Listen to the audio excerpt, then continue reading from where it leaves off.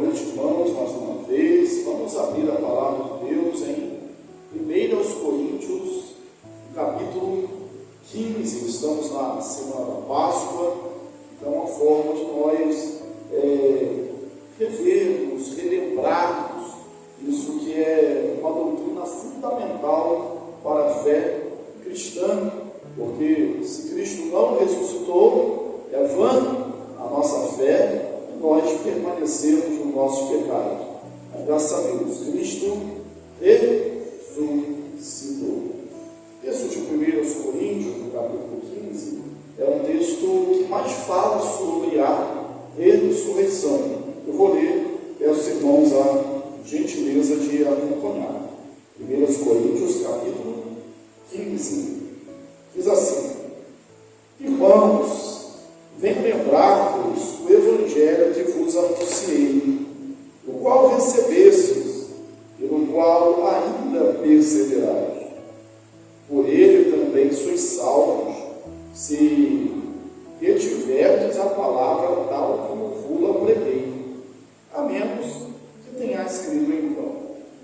Antes de tudo, vos entreguei o que também recebi, que Cristo morreu pelos nossos pecados, segundo as Escrituras, e que foi sepultado e ressuscitou ao terceiro dia, segundo as Escrituras, e apareceu a Cefas, e depois aos 12. Depois foi visto por mais de 500 irmãos de uma só cruz, dos quais a maioria sobrevive até agora, porém alguns já dormem. Depois foi visto por Tiago, mais tarde por todos os apóstolos, e afinal, depois de todos, foi visto também por mim, como por nascido fora de tempo, porque eu sou o menor dos apóstolos, e mesmo não sou digno de ser chamado apóstolo, pois persegui a igreja de Deus, mas pela graça de Deus sou o que sou, e a sua graça, que me foi concedida, não se tornou vã. Antes, trabalhei muito mais do que todos eles. Todavia, não eu, mas a graça de Deus comigo. Portanto, seja eu ou sejam eles, assim pregamos e assim presos. Ora, se a corrente pregasse que Cristo ressuscitou dentre os mortos, pois afirmam alguns dentre vós que não há ressurreição de mortos. Se não há ressurreição de mortos, então Cristo não ressuscitou. E se Cristo não ressuscitou, é vã a nossa pregação e vã a nossa fé. E somos tidos por falsas testemunhas de Deus, porque temos asseverado contra Deus que ele ressuscitou a Cristo, ao qual ele não ressuscitou, se é certo que os mortos não ressuscitam. Porque se os mortos não ressuscitam, também Cristo não ressuscitou. E se Cristo não ressuscitou, é vã a nossa fé, e ainda permaneceis nos vossos pecados. E ainda mais, os que dormiram em Cristo pereceram. E se a vossa esperança em Cristo se limita apenas a esta vida, somos os mais infelizes de todos os homens. Mas, de fato, Cristo ressuscitou dentre os mortos, sendo ele as primícias dos que dormem. Visto que a morte veio por um homem, também por um homem veio a ressurreição dos mortos, porque assim como em Adão todos morrem, assim também todos serão vivificados em Cristo. Cada um, porém, por sua própria ordem. Cristo, as primícias, depois os que são de Cristo na sua vida. E então virá o fim.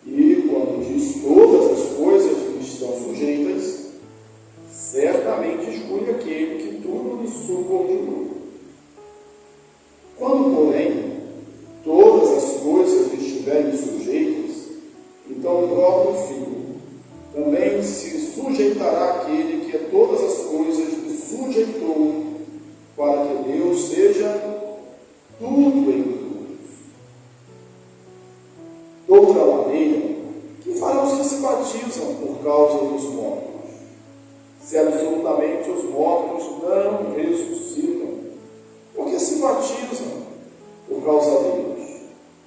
E porque também nós nos expomos a perigo a toda hora, dia após dia, eu protesto, irmãos, pela glória que tenho em vós outros, que em Jesus Cristo nosso Senhor, se como homem lutei em Éfeso com feras, que me aproveita isso? Se os mortos não ressuscitam, comamos e bebamos, que amanhã morreremos. Não vos enganeis, as más conversações corrompem os bons costumes. Tornai-vos à sobriedade, como é justo, e não pequeis, porque alguns ainda não têm conhecimento de Deus. E isso digo para a vergonha vossa. Mas alguém dirá: como ressuscitam os mortos? E em que corpo vem? Insensato! O que semeia não nasce se o primeiro não morrer.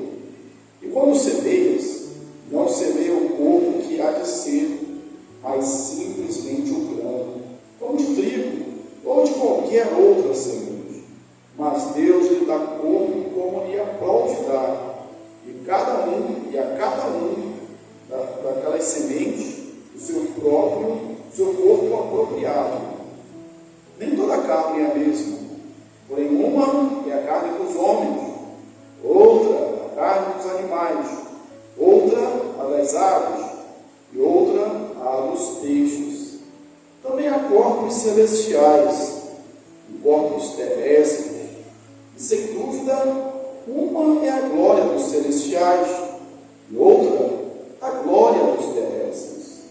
Uma é a glória do sol, outra a glória da lua, e outra a das estrelas, porque até entre estrelas há diferença de esplendor.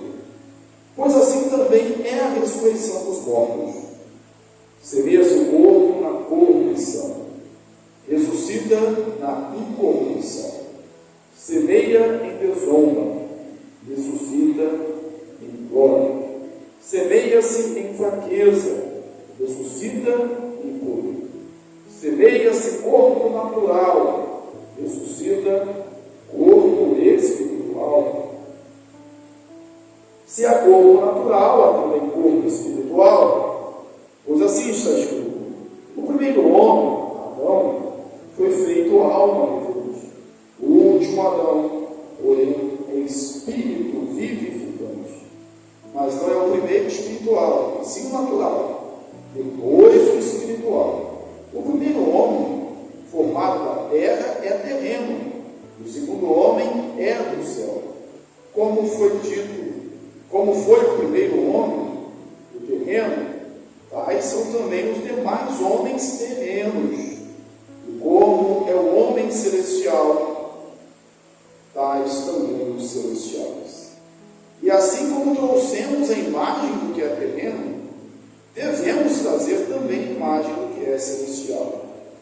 Isso afirmo, irmãos, que a carne e o sangue não podem herdar o reino de Deus, nem a corrupção herdar a corrupção. Este vos digo mistério: nem todos dormiremos, mas transformados seremos todos.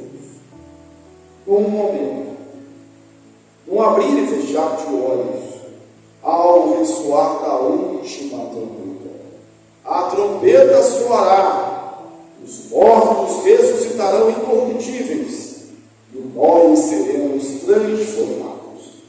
Porque é necessário que este corpo corruptível se revista da incorruptibilidade, e que o corpo mortal se revista da imortalidade.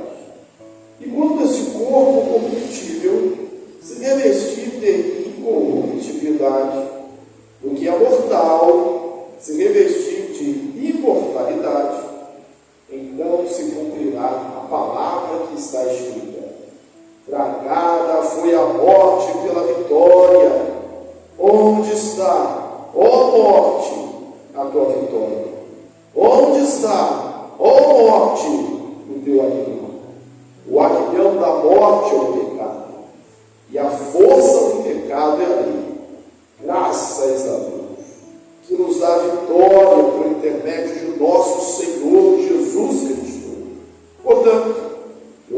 amados irmãos, sejam firmes, inabaláveis e sempre abundantes na obra do Senhor, sabendo que no Senhor o vosso trabalho não é. Como eu falei no início, antes da leitura, esse é o maior texto que fala sobre a ressurreição na Bíblia, no Novo Testamento. Se há lugar onde há um tratado sobre a ressurreição, são essas palavras de Paulo à igreja de Corinto, aos irmãos lá de Corinto.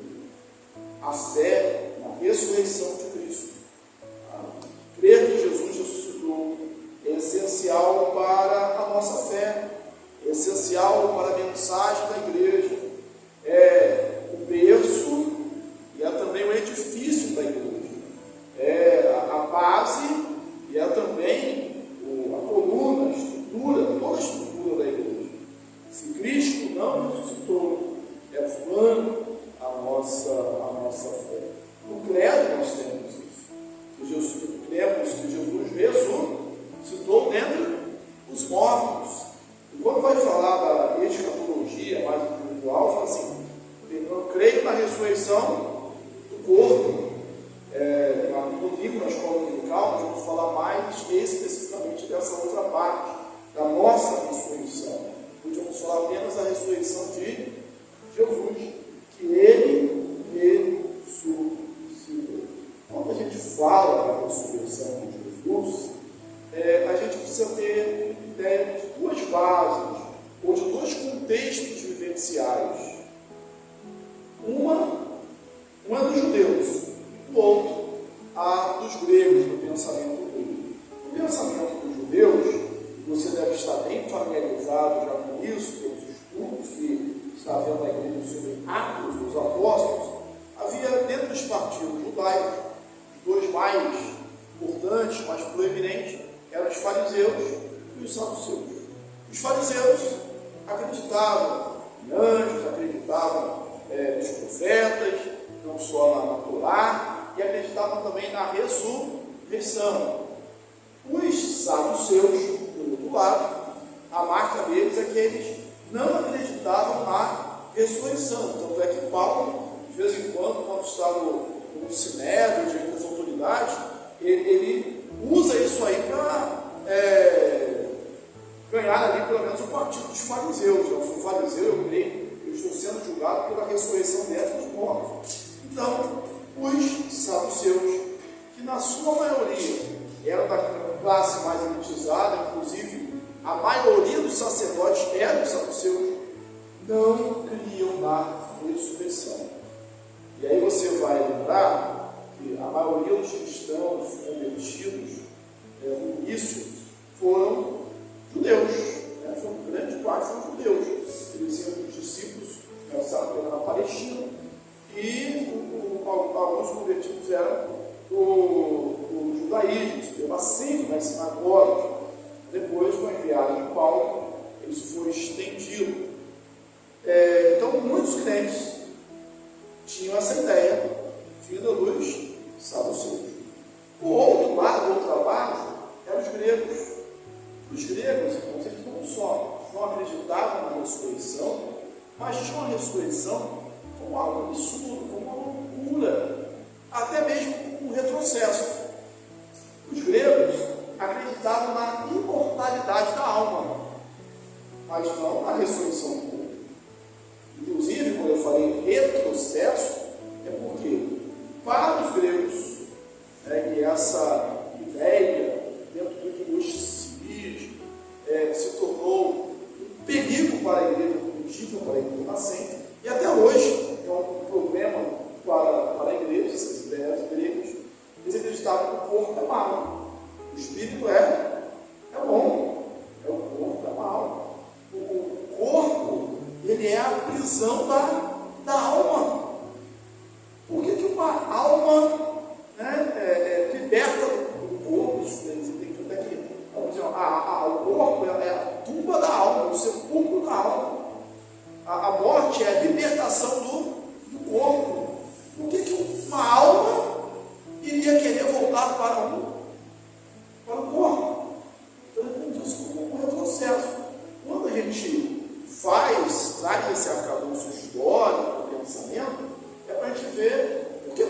estamos escrevendo isso, a veemência que ele usa e tanto que ele usa esse texto aqui para falar sobre a ressurreição do corpo. Agora, a ressurreição de Jesus, ela não foi somente uma ressurreição. Não foi só uma ressurreição. Porque o texto que nós lemos aqui, de 1 Coríntios 15, e a gente hoje vai fazer diferente, não é como estudo de Atos, que nós estamos versículo a versículo. Talvez a gente faça isso comigo, contando eles. Mas a gente vai falar de forma mais sistemática. Então, vamos falar versículo a versículo. Paulo vai falar aqui que Cristo é as primícias dos que dormem. Ele é o primogênito dentre os mortos. E aí, se você for pegar a palavra primícias, a palavra primogênito, você vai logo deduzir que são as primeiras coisas. Tem que ser o primeiro. E você que conhece a Bíblia, vai dizer não. Assim, Cristo não é a primícia dos que dormem, não é o primogênito dos mortos. No Antigo Testamento, houve casos de ressurreição. Houve ou não houve? Lembra do ministério do profeta Elias, do profeta Eliseu? Houve casos de ressurreição. No próprio ministério de Jesus, há alguns casos de ressurreição. O filho da viúva de Naim, a ressurreição de Lázaro, a filha do oficial do rei. Há alguns casos de ressurreição. Talvez a mais famosa, a ressurreição de Lázaro, em João capítulo 11. Então, nesse tipo de primícias. Só que todos esses que ressuscitaram para morrer. Ressuscitaram e morreram novamente. Ressuscitaram do corpo corruptível. Jesus ressuscitou um corpo transformado, um corpo incorruptível, um corpo diferente, um corpo que ascendeu aos céus. Tanto que a promessa, eu falei que a ressurreição é essencial na igreja. Se você não crê que Cristo ressuscitou, além de nossas festas a gente asseverados contra Deus, você vai quebrando uma sequência de outras crenças. Por exemplo, se você não crê que ele ressuscitou, você não crê que ele ascendeu aos céus. Se você não crê que ele ascendeu aos céus, você não crê que ele vai voltar. Porque é isso que está lá em Atos, né? Eu sou aonde, meu Deus, vocês estão assim, atônitos, fitos com seus olhos do céu. Esse mesmo Jesus que dentro de vós é assunto aos céus, ele vai voltar assim como vocês estão vendo ele. Ele subiu. Então você não crê também na ascensão e na volta de Jesus. Não crê que ele está intercedendo por você nos céus, diante de Deus. Então você desconstrói uma opção de coisas, até moralmente falando. Sempre falamos, isso cristãos falam assim, o bem vence o mal. Não é isso que ele fala? Se Cristo não ressuscitou, o mal venceu. Porque ele foi injustiçado e morreu na cruz do Calvário. Mas graças a Deus, nos conduz em triunfo. Graças a Deus que nos dá vitória por meio de Jesus Cristo. Graças a Deus, Cristo ressuscitou e é a primícia dos que dormem. Há algumas provas no Novo Testamento que falam sobre isso. Uma delas, eu não vou citar todas, até porque eu não teve tempo, depois não vão pesquisar, a gente pode dar de referência. Vamos falar lá em Lucas 24, os viajantes, os dois discípulos do caminho de Emaús. O corpo de Jesus, ressurreto, era um corpo que não era facilmente reconhecido. Não era facilmente reconhecido. Porque eles estavam caminhando, Jesus se apresentou diante deles. É verdade que eles estavam tristes, é verdade, eles caminhavam muito tempo juntos. E diz que eles estavam conhecendo, só conheceram quando Jesus partiu o pão, e aí eles reconhecem Jesus. E um deles, por acaso, no dia, nós, o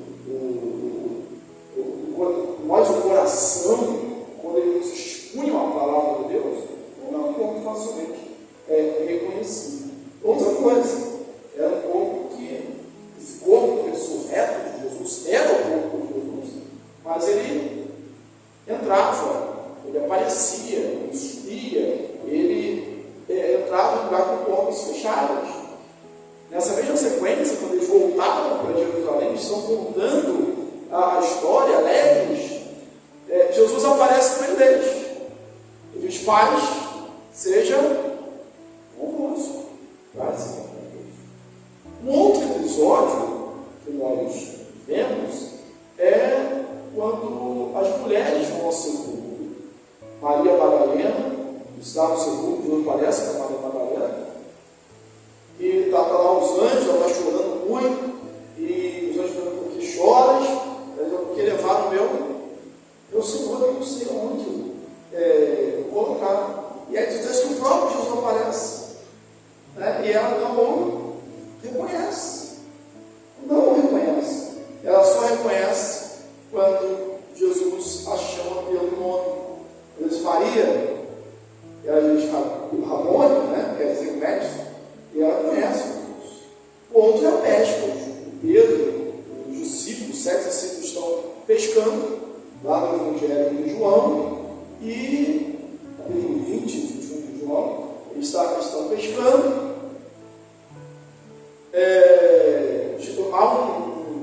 Alguém na praia pergunta: tens aí alguma coisa de comer? Ele não conhece Jesus. Eles andaram 3 anos com Jesus. Pode ser que eu veja uma pessoa assim, uma vez ou outra, e depois não conhece. Mas que você conviveu ali 3 anos consecutivos, e não é conviver assim de 2, 3 vezes na semana, igual a gente faz na igreja. É todo dia, todo dia. Eles não conheceram.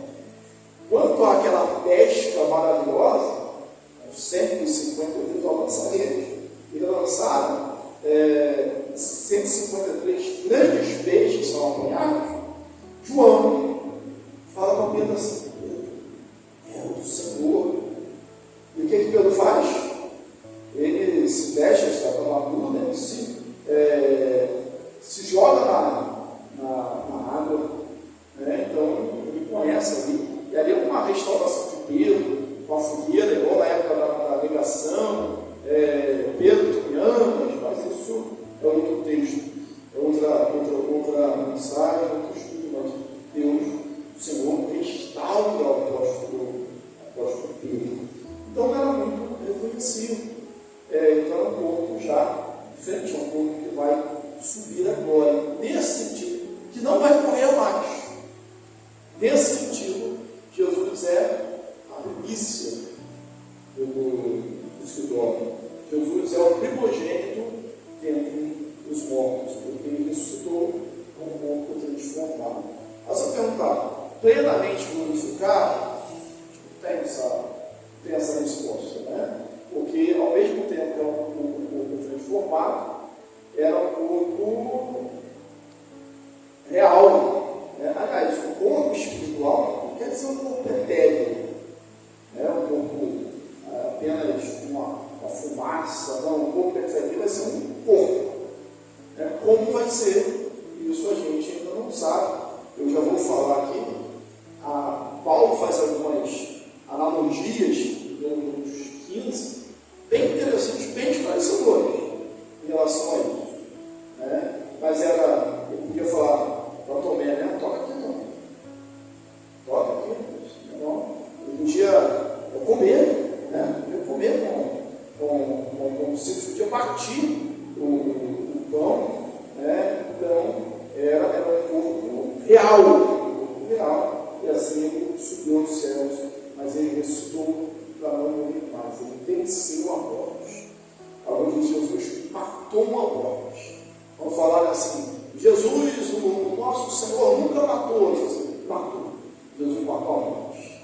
É só a morte também que ele matou. Ele deu uma espadada lá no pessoal da ele não tem mais matar mesmo. Só matou. E aí a figueira o pessoal ecologista deve ficar um pouco bravo. Mas em relação a essa analogia que eu falei, o corpo que a gente ressuscita, e que Jesus ressuscitou, é o corpo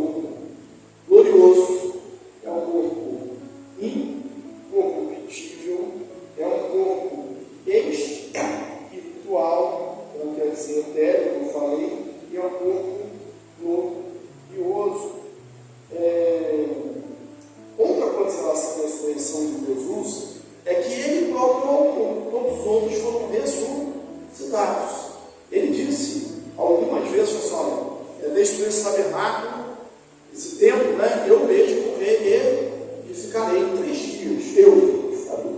Ele estava falando do templo do seu corpo, né? Ninguém toma minha vida, eu a dou, mas vou tornar a reavê-la.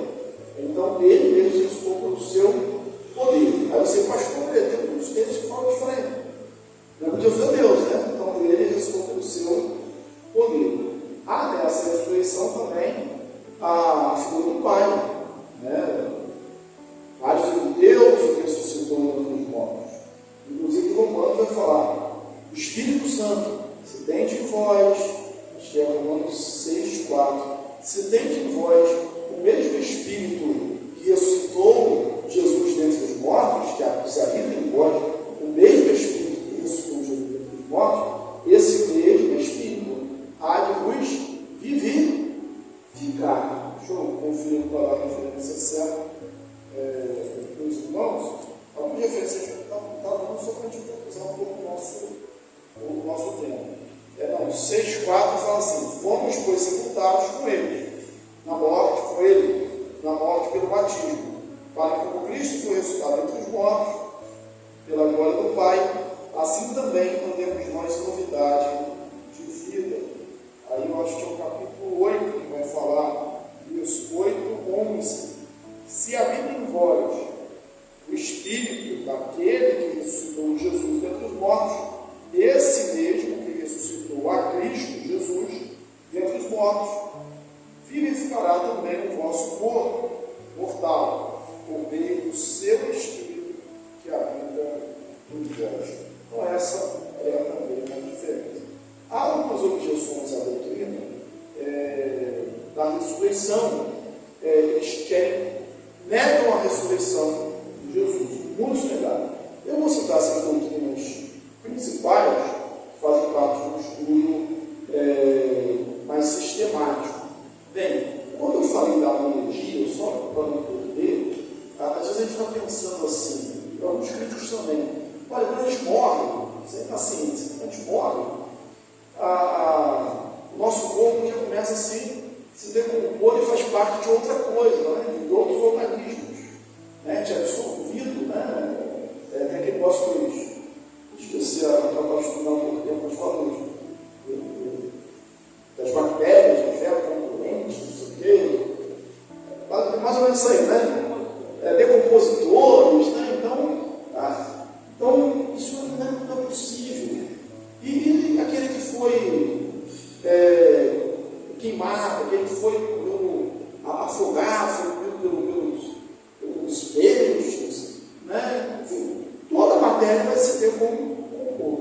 Paulo usa aqui em 1 Coríntios, uma figura de linguagem, uma analogia, para mim, assim, muito boa. Ele fala assim: você não semeia o que há de ser, né?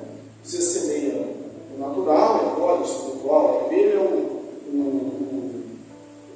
o físico, depois o espiritual. Primeiro é o homem natural, depois o homem espiritual. Como a semente. Você semeia a semente. E quando você olha depois que a semente morre e ela nasce, ela vira uma planta, você tem uma espécie, é a mesma coisa. Não há. Mas de outra maneira é algo completamente diferente. Mas você não vai negar que aquela planta que nasceu é aquela semente. Então ele fala assim: olha, quando a gente semeia, quando a gente morre, a verdade é essa semente. Só que a gente está falando de uma coisa, quando a gente vê uma planta nascendo, né? A gente já vê isso, a gente está acostumado com isso. O corpo não, a gente não sabe como vai ser. Aí ele fala também, e existe glória dos corpos. Uma é a carne dos peixes, outra das árvores, né? Cada corpo tem a sua própria glória, né? Deus fez as aves, elas têm a sua própria glória, né? De uma forma diferente, por quê? Para habitar para estar no seu habitat, para cumprir a sua própria função, né? voar. Os peixes têm a sua estrutura, a sua carne para estarem na água. Nós temos a nossa estrutura para sobreviver como nós vivemos. Então, cada corpo tem a sua própria glória. Aí ele fala, ele não está falando de ressurreição de bicho, nada disso. Ele está falando o seguinte: olha, da mesma forma que há diferença entre os corpos, há corpo carnal, a carne, e há corpo espiritual. Uma é a glória do corpo carnal, e também uma é a sua função, e outra é a glória do corpo espiritual, o corpo que vai viver, vai dar a eternidade. Como é exatamente? Isso escapa a nossa compreensão. A gente crê. E aí eu vou aqui às teorias. A primeira teoria é a teoria da mentira. É a teoria do engano, do engodo. Aí, nesse sentido, as boas novas seriam as falsas novas. O linguajar de Deus seria a maior fake news da história, formada pelos próprios discípulos. Inclusive, a gente vê vestígios disso, não pelos discípulos, mas pelas autoridades romanas nos evangelhos. Qual seria essa teoria? Essa teoria diz assim: não, os discípulos inventaram esse negócio que Jesus ressuscitou. Inclusive, quando há a ressurreição, tinha soldados guardando o túmulo, os romanos orientam os soldados que digam: não, vieram os seus discípulos e o roubaram. Só que essa teoria da fraude, do engano, da mentira elaborada pelos discípulos, ela não se sustenta. Não se sustenta moralmente, não se sustenta eticamente, não se sustenta em relação ao que esses homens fizeram, como eles estavam, como eles fizeram. Eles estavam reunidos com medo dos judeus. Os discípulos pós-morte de Jesus eram homens acuados, eram homens amedrontados, eram homens que diziam com Pedro: eu vou pescar, quer dizer, eu vou mudar a minha vida. Eram homens como aqueles caminhantes ali do caminho de Emaús, que nós citamos aqui em Lucas 24, que diziam: nós pensávamos que ele seria o Redentor de Israel, restaurar Israel. Mas agora, faz 3 dias da sua morte, eram gente desesperançada. E outra coisa, nós estamos estudando os apóstolos aqui, você lembra qual era a pena para um soldado que deixasse o preso fugir? A morte. O carcereiro dos Filipos queria se matar, pensando que os presos tinham fugido. Quando Pedro é livre da prisão, lá em Atos 11, Atos 12, perdão, o que acontece com os soldados, com os sentinelas? 16 sentinelas. O texto diz que Herodes a injustiçou. Ou seja, eles foram mortos, porque Pedro foi livre da prisão. Então, nem um soldado guardando o corpo, guardando uma pedra, não é deixar um grupo de discípulos, um grupo de pescadores, um grupo de galileus desmotivado. É um Pedro que nega Jesus diante de uma criada. Esse Pedro é um daqueles que vai lá agora encarar os soldados e remover a pedra? Não se sustenta. Outra razão pela qual não se sustenta eles, irmãos, esses como Tiago, como Pedro, com exceção de João, todos foram martirizados, morreram. Ele fala assim, Paulo diz aqui, e também apareceu aos discípulos, depois a Pedro, depois a mais de 500 irmãos, dos quais ainda alguns vivem, outros já dormem, e depois a mim, como nascido fora de tempo. Se fosse uma mentira, algum daqueles 500 ia dizer: peraí, você está dizendo que eu vi? Eu não vi nada não, hein? Não vi nada não. Não inclua nessa situação, não. Houve uma prova testemunhal. E eles morreram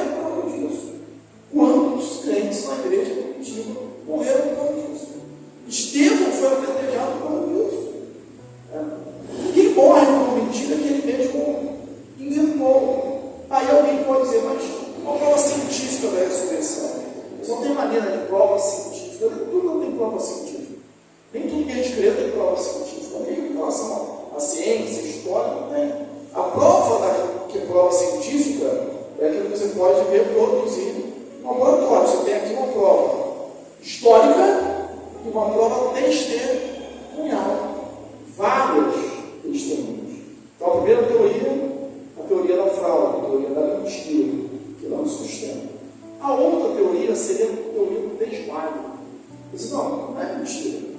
É que Jesus desfaleceu, ele desmaiou. E pensava que estava morto, E aí, dado o momento ele acordou, ele saiu do sepulcro. Também é uma história, uma teoria difícil de sustentar-se.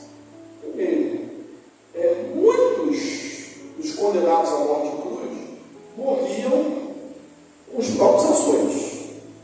Morriam no espancamento que antecedia a crucificação. Aqueles chicotes com um pedaço de osso, tirando a carne, a pele, depois Jesus carregou a cruz, depois de agonia de 3 horas, 6 horas na cruz, da hora terceira, hora sexta, às 9 da manhã, às 6, agora terceira, agora 9, 6 horas ali na cruz, e ele, o soldado vem e furou ele com uma lança, furou com uma lança, então ele é colocado naquela sepulcro. E aí você vai imaginar, desmaiou. Como que um homem nessa condição, ele vai depois morto, ou desmaiado, acorda ali com o sepulcro lacrado, e ele vai mover uma pedra. Essa pedra, você vê no relato dos evangelhos, que as mulheres, quando foram no sepulcro de Canaã, elas tinham uma preocupação de quem vai mover a pedra. Não é uma pedra nenhuma. Alguns estudiosos dizem que era necessário 20 homens para mover uma pedra daquele tipo. Então, como esse homem fraco, suponhamos que o homem tinha morrido, desmaiou, acordou com essa força toda, essa disposição toda, e ainda passou pelos guardas, Aqui o Evangelho dá conta que colocaram guardas lá para que seus discípulos não roubassem o corpo. E outra coisa, apareceram os seus discípulos. Se fosse isso, ele ia aparecer como um doente, como alguém que carece de cuidados. Os seus discípulos não queriam cuidar dele, isso. E outra coisa, onde que ele foi depois? Então é uma prova que não se sustenta.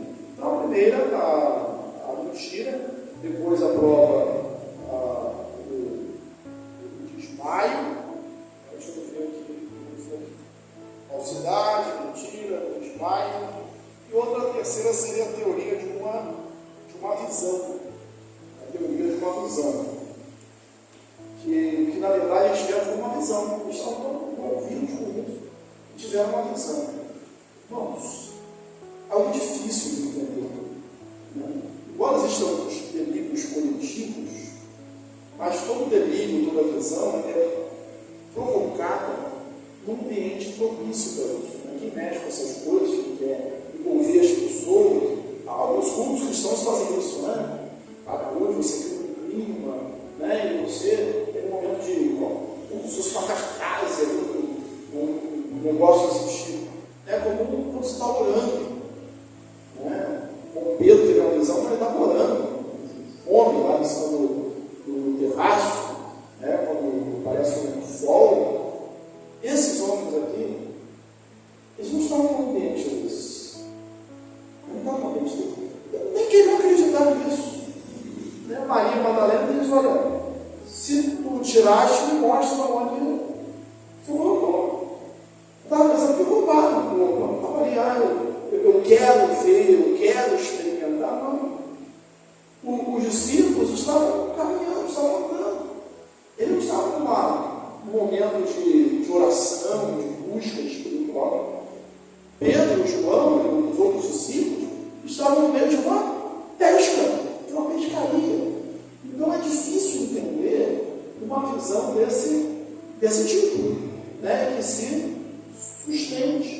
O Evangelho nos dá conta de que não era isso, até porque havia entre eles um cético, a palavra é muito forte, mas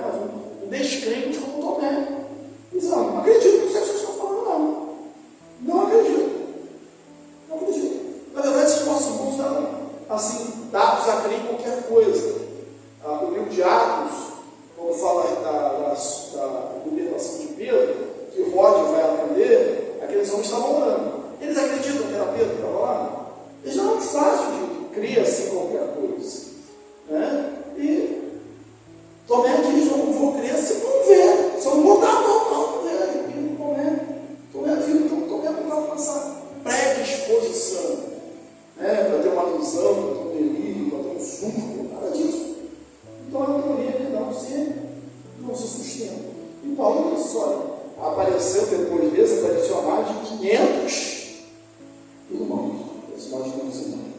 Uma outra teoria, quarta teoria, é a teoria mística. A última, né?